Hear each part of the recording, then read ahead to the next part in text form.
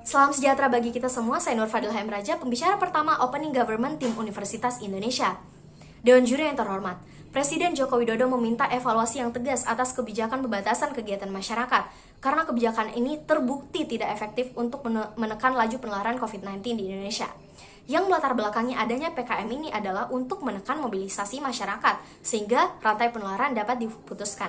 Namun pada faktanya, terbukti pada PKM Jilid 1 dan Jilid 2, PPKM ini tidak efektif karena pada hari ke-6 saja sudah ada lonjakan kasus 228.502 kasus, Dewan Juri yang terhormat, sehingga ketika kasus semakin meningkat, ekonomi melemah, mobilitas dibatasi, masyarakat akan simalakama. Maka, sehubungan dengan mosi perdebatan kita pada hari ini, yakni Dewan ini percaya bahwa pembatasan kegiatan masyarakat lebih banyak mendatangkan dampak negatif daripada dampak positif. Saya pembicara pertama dari tim Opening Government dengan lugas dan bangga berdiri untuk menyetujui mosi tersebut. Terdapat beberapa variabel dari mosi yang harus saya definisikan. Yang pertama, pembatasan kegiatan masyarakat, yang menurut Menteri Koordinator Perekonomian Republik Indonesia adalah kebijakan baru yang dikeluarkan oleh pemerintah untuk mengandalkan pandemi sehingga ekonomi dapat dipulihkan, Dewan Juri yang terhormat. Dan dampak negatif sendiri adalah pengaruh kuat yang akan mendatangkan kerugian. Saya sebagai pembicara pertama akan menyampaikan argumen saya dari segi ekonomi dan ketidakefektifan PPKM ini. Dan pembicara kedua saya akan menyampaikan argumen dari segi sosial dan segi kesehatan. Sebagai pembicara pertama, saya akan menyampaikan 4 poin argumen, urgensi, justifikasi, dan kesimpulan mengapa saya menyetujui mosi pada hari ini. Langsung saja argumen saya mengapa saya setuju dengan mosi pada hari ini bahwa PKM ini lebih banyak mendatangkan dampak negatif adalah yang pertama, epidemiologi UI menilai bahwa PPKM ini tidak berhasil dilakukan karena kontrol, pembatasan, dan pengawasan yang tidak ketat dilakukan di masyarakat. Dapat dibuktikan dengan laju transportasi khususnya di DKI Jakarta itu sama saja seperti hari-hari biasanya. Dapat saja tim oposisi menyatakan bahwa PKM ini akan membatasi kontak orang antar orang. Namun kami dari tim Opening Government dapat meyakinkan bahwa hal tersebut tidak berhasil di masyarakat. Terbukti bahwa terdapat klaster penularan di masyarakat skala kecil, khususnya keluarga, yang per Desember tahun 2020 itu semakin meningkat dan berhasil untuk menghasilkan kasus sebesar 3.821 kasus, Dewan Juri yang terhormat. Dan tak hanya dari segi regulasi saja, dari segi ekonomi, masyarakat pun dirugikan. Dampak negatifnya mengenai masyarakat, karena semenjak sebelum adanya PPKM, income yang masuk kepada pusat perbelanjaan atau mall itu sebanyak 60%. Dan ketika PPKM diberlakukan, income tersebut turun 70%, yang menurut Ketua Umum Asosiasi Pengelola Pusat Belanja Indonesia, itu berarti bahwa income-nya hanya 30%. Hal itu sangat merugikan para pelaku usaha. Dan tak hanya mall saja, para pelaku UMKM pun dirugikan. Dapat dijadikan contoh, para pedagang di depan pusat pemerintahan Kota Tangerang, yang selama WFH diberlakukan, omset mereka turun 90%. Lebih banyak sampah makanan yang dihasilkan, sehingga PKM ini tidak hanya berdampak pada finansial saja, namun juga berdampak pada lingkungan, Dewan Juri yang terhormat. Selain itu, Menko Perekonomian Republik Indonesia pun menyatakan bahwa kegiatan income di sektor retail itu turun sebanyak 12%. Jadi sudah ada beberapa dampak negatif. Yang pertama dari segi regulasi, pelaku pusat perbelanjaan dirugikan, UMKM dan sektor retail pun dirugikan, Dewan Juri yang terhormat. Berdasarkan beberapa poin argumen itulah, di sini saya ingin menekankan urgensi bahwa ketika pemerintah sendiri menegaskan PPKM ini diperpanjang karena kasus belum turun, namun dalam waktu bersamaan regulasi tersebut justru dilonggarkan, maka itu akan kontradiktif jadinya. Ketika PPKM ini tidak efektif, masyarakat pun akan semakin lama menanggung beban ekonomi bersamaan dengan ancaman nyata kesehatan karena perpanjangan pembatasan tersebut. Segala poin argumen dan urgensi yang saya sampaikan dengan menitiberatkan bahwa PPKM ini lebih banyak mendatangkan dampak negatif tentu dapat dibenarkan dengan justifikasi bahwa Menko Perekonomian sendiri menyatakan bahwa mobilitas masyarakat di kawasan pemukiman itu naik 7%. Justru naik ketika PPKM ini dilaksanakan. Nah, dan melihat realita ini, pemerintah memutuskan untuk menerapkan PPKM Mikro. Mengapa diadakan PPKM Mikro? Karena PPKM Jawa Bali Jilid 1 dan Jilid 2 yang dimaksud MOSI tidak hanya terbilang tidak efektif untuk menekan kurva COVID-19, tapi juga merugikan masyarakat dari berbagai sisi akibat lemahnya kontrol regulasi. Pada akhirnya, Dewan Jurnal yang terhormat, PPKM bagai pisau bermata dua yang siap menikam ekonomi dan kesehatan masyarakat akibat ketidakefektifannya. Pemerintah memiliki pertimbangan untuk menyeimbangkan ekonomi masyarakat dan kesehatan. Kalau ditutup semuanya, kita pun akan menanggung semuanya. Pertimbangan keseimbangan ini pula yang bisa menyebabkan penanganan pandemi COVID-19 di Indonesia itu semakin buruk. Kalau kita ingin mengatasi pandemi terus meningkat, maka kalau kita mau mengatasi pandemi, ya prioritasnya penanganan pandemi. Kalau tidak, pandeminya terus meningkat dan akan membuat rakyat sengsara lebih lama.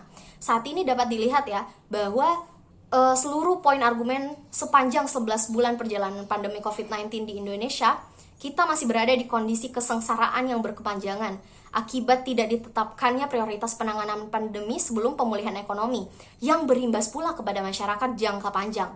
Kesehatan tak kunjung membaik, ekonomi gonjang-ganjing, PPKM yang dinilai gagal semakin dilonggarkan. Mau dibawa kemana arah penanganan pandemi di Indonesia?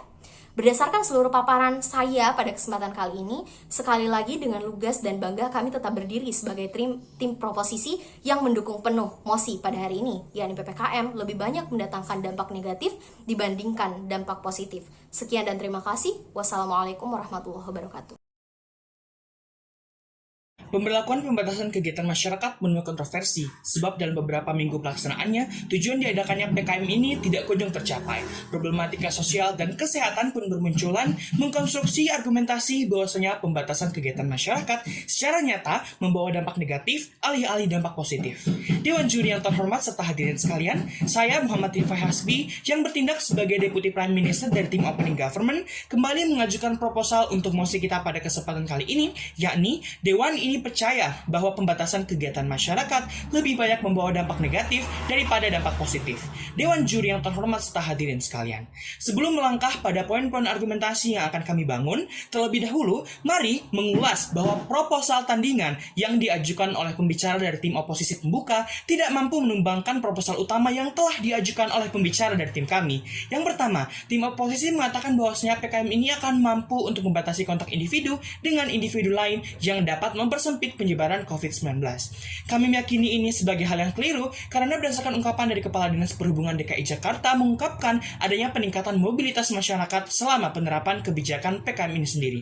Dewan Juri yang terhormat, hal ini ditunjukkan dari adanya volume lalu lintas kendaraan bermotor yang meningkat pada 11 hingga 31 Januari, di mana ini adalah periode PKM. Serta adanya tingginya mobilitas warga DKI juga terlihat dalam data pengguna angkutan umum yang meningkat sebanyak 10,49%.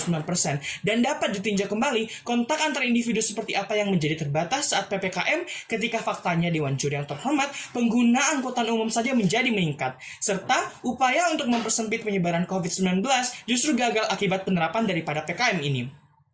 Kemudian yang kedua, tim oposisi mengatakan bahwa PKM mampu meringankan beban pemerintah dalam tracing karena gerak dan mobilisasi daripada masyarakat akhirnya dibatasi. Namun, kami kembali meyakini ini sebagai hal yang keliru karena anggapan tracing yang menjadi ringan sangat tidak tepat. Dewan Juri yang terhormat, seharusnya meskipun PKM ini kita terapkan, tracing justru harus semakin digencarkan, bukannya dikurangi. Kemudian, pembatasan hanya berujung pada sebuah regulasi dengan penerapan oleh masyarakat yang nihil. Akibatnya, Dewan Juri yang terhormat, pemerintah akan makin kesulitan untuk menekan dan menemukan kasus-kasus baru akibat daripada mobilisasi masyarakat yang masih tetap, namun tracing justru harus berkurang. Kemudian Dewan Juri yang terhormat, seperti yang telah kami duga bahwasanya pihak oposisi akan mengatakan bahwa PKM ini dapat menjadi win-win solution bagi masyarakat dan para pelaku usaha dibandingkan dengan kita melakukan upaya lockdown. Namun Dewan Juri yang terhormat serta hadirin sekalian, sekali lagi kami dapat memastikan bahwasanya argumen argumentasi ini dapat tumbang, di mana PKM justru akan sangat membahayakan kesehatan masyarakat dan justru akan merugikan dari pendapatan para pelaku usaha yang cenderung stagnan, bahkan cenderung mengalami penurunan seperti yang telah disampaikan oleh pembicara pertama dari tim kami. Kemudian Dewan Juri yang terhormat, kami dapat menyimpulkan bahwasanya PKM ini hanya menguntungkan pelaku usaha besar. Yang terakhir, tim oposisi telah menyatakan bahwasanya lebih banyak waktu berkumpul bersama keluarga, fleksibilitas terhadap jam kerja, serta banyak waktu untuk melakukan hal-hal positif lainnya di rumah. Kami meyakini ini sebagai sebuah argumentasi yang tidak tepat, karena hal ini bukanlah konsekuensi dari adanya PKM itu sendiri, serta hubungan bersama keluarga dan melakukan banyak hal positif di rumah adalah pilihan yang akan selalu ada, bahkan jika PKM tidak dilaksanakan. Justru akan terjadi inkonsistensi daripada WFH dan WFO yang menjadi pilihan bagi para pekerja. Adaptasi untuk ritme kerja para pegawai akan berujung pada rendahnya produktivitas karena adaptasi mereka justru terhambat. Kemudian akan kami berikan 2 poin penguatan atas argumentasi daripada pembicara pertama tim kami.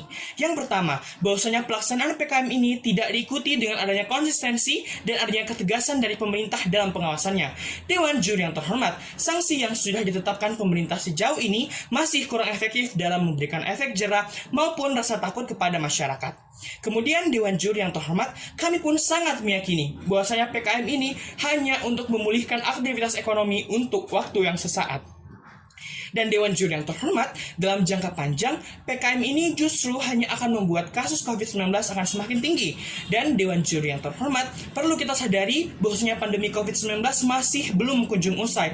Harusnya, regulasi PKM ini memikirkan dampak jangka panjang daripada penerapannya. Kemudian, selanjutnya saya akan memberikan argumentasi saya melalui segi sosial dan kesehatan Dewan Juri yang terhormat. Yang pertama, Dewan Juri yang terhormat, perlu kita garis bawahi bahwasanya PKM ini diterapkan di tengah-tengah kondisi masyarakat dengan kesadaran pribadi yang masih sangat rendah serta kesiapan sumber daya yang rendah dalam kontrolnya serta adanya keminiman daripada sosialisasi terkait aturan dari PKM itu sendiri.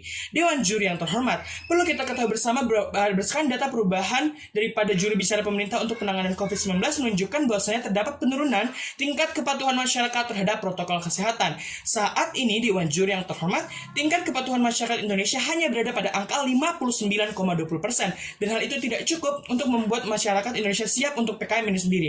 Dan pada bidang pariwisata, pendidikan, dan olahraga pun harusnya telah mendapatkan inovasi daripada COVID-19 ini dan beradaptasi. Kemudian hal ini pun akhirnya menjadi terhambat karena pariwisata tidak lagi mampu beradaptasi karena PKM dilaksanakan. Kemudian beberapa cabang olahraga juga sudah mengajukan izin ke kepolisian terkait untuk menggalakkan kompetisi. Namun karena adanya PKM ini kembali ditunda. Kemudian untuk sektor pendidikan, Dewan Juri yang terhormat, pada tahun 2021 pemerintah melalui Kementerian Pendidikan dan Kebudayaan sempat memperbolehkan adanya sekolah tatap muka apabila ada daerah atau orang tua murid yang berkenan dengan tentu memperhatikan protokol kesehatan. Namun, PPKM ini justru membuat bahasan ini menjadi dihentikan dan siswa kembali belajar daring yang sangat jelas berpengaruh buruk pada mental serta daya serap dari siswa itu sendiri.